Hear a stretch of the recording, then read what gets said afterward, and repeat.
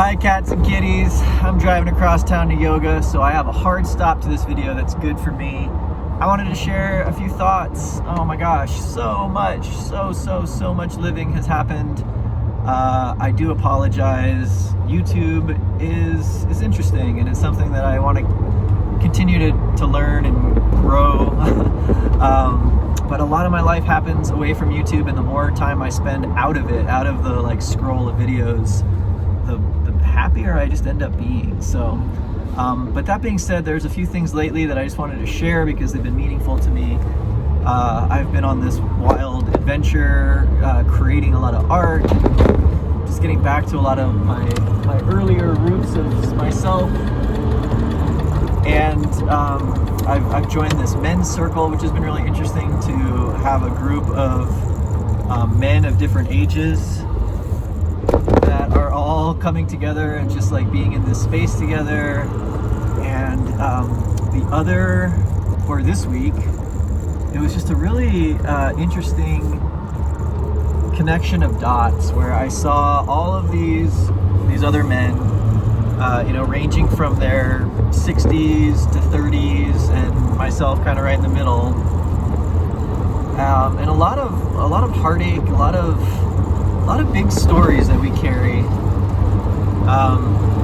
And I've been reflecting a lot on the stories that I tell myself over and over and over. Some are old, some are more recent, but it's just this tendency to get caught up in a very specific narrative.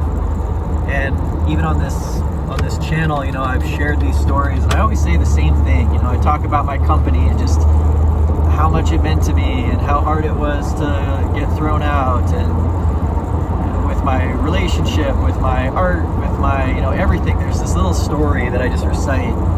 And it's been really nice to figure out which of those I'm just ready to be done with.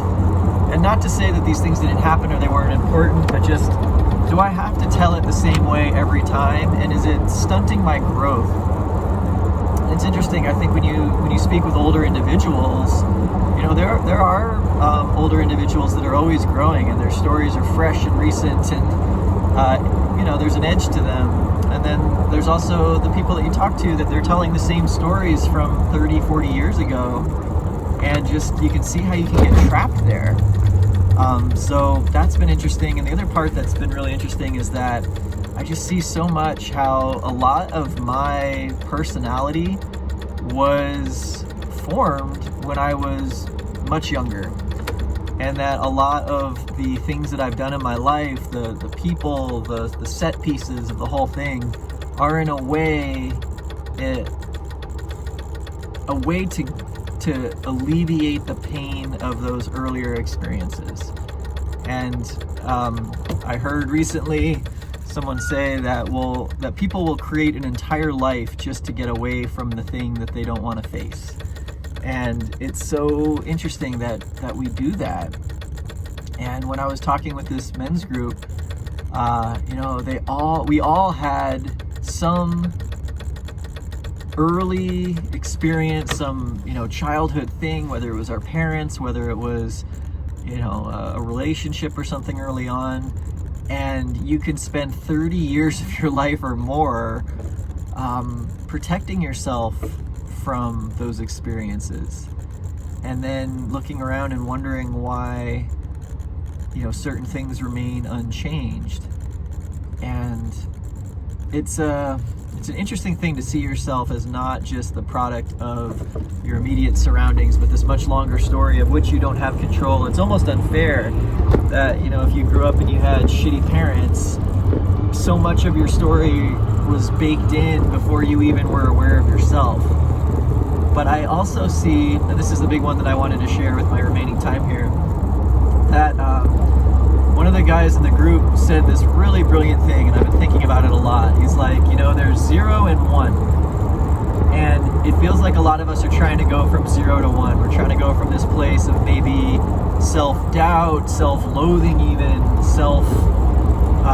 just like the acceptance of self is so hard. And we're trying to go from the 0 to just that 1 of getting there, of accepting ourselves, of being ourselves, without remembering that there's really a whole spectrum in the middle, And that middle position, kind of in between 0 and 1, going from, you know, the real hard, challenging spot to this future that we want to inhabit, that there's a midpoint where we see how those old stories, that old trauma, maybe the things that we like about ourselves least, all of it in a way served us and is really important and is really beautiful and is really just what it needed to be. And in the context of this group, there were several men that were just talking about how fucked up their parents were and how they had to like protect themselves from an early age from psychic and physical damage. And now they want to be more open. Now they want to be more loving, more connected, more acceptance. And there was this recognition that protection, that armor, was really important in the time when it was. And that it was protection.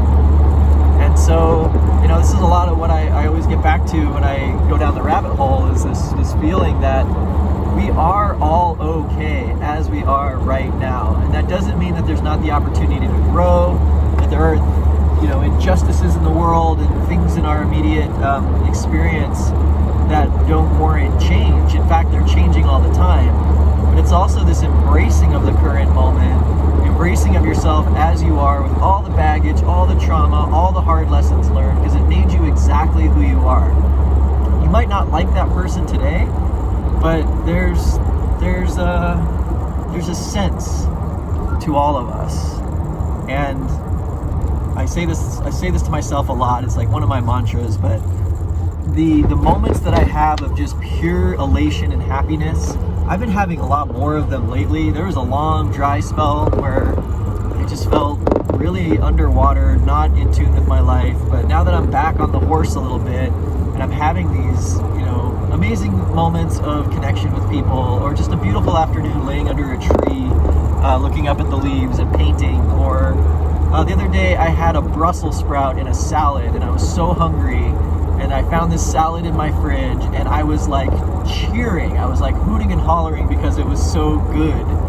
And just in that one moment, I know it's so silly, a Brussels sprout, but the ecstasy that I felt for many of these situations, they rest on the entire garbage heap of everything else. The manure pile, no manure, no magic. And so I like this viewpoint that change is a gift, and it's something that we always are tapped into. We're always doing, we're always moving and growing and manifesting what we want.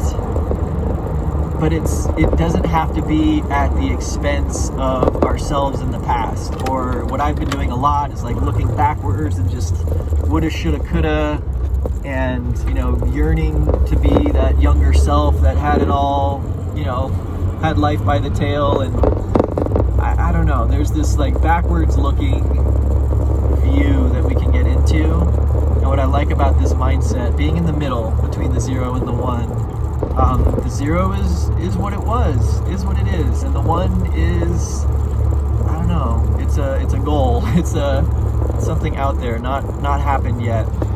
So anyway, I'm pulling up to yoga. I just want to share some of those thoughts. I'll be posting more of my artwork and all the things that I've been working on. But love you all. Talk at you later.